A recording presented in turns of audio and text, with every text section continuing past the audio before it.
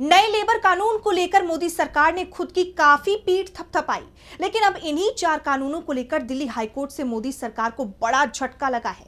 Court ने इस सरकार की कार्यशैली पर सवाल उठाते हुए इन कानूनों को अधूरा बताया, तो साथ ही इसे बिना सोचे समझे जारी किया गया बता दिया, जिसे लेकर सरकार पर कई सवाल खड़े हो रहे हैं। तो और क्या कुछ कहा है दिल्ली हाईकोर्ट ने, जानेंगे इस रिपोर्ट में। दिल्ली हाईकोर्ट से केंद्र सरकार को झटका लगा है। कोर्ट ने सरकार के नए श्रम कानूनों को स्थगित करने वाले ताजा नोटिफिकेशन को पूरी तरह से खारिज कर दिया है।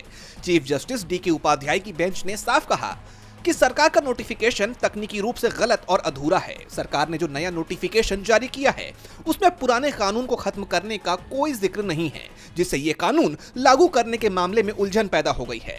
सुनवाई के दौरान केंद्र सरकार के अधिवक्ता ने बताया कि नए श्रम कानून 1 अप्रैल 2026 से लागू होंगे और इसे सरल तरीके से लागू करने के लिए नोटिफिकेशन जारी किया गया है।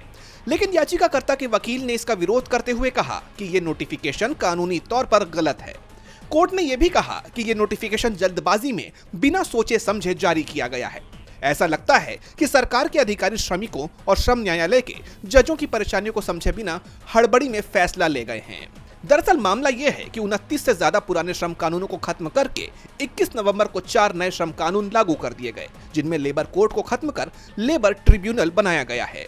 लेकिन अभी तक ट्रिब्यूनल के लिए सही नियम नहीं बने, ना ही उसका कोई इंफ्रास्ट्रक्चर तैयार हुआ। सरकार ने बिना तैयारी और बिना नियम बनाए ही पूरे देश में नए कानून को लागू कर दिया, जो कि बिल्कुल गैर जिम्मेदाराना कदम है।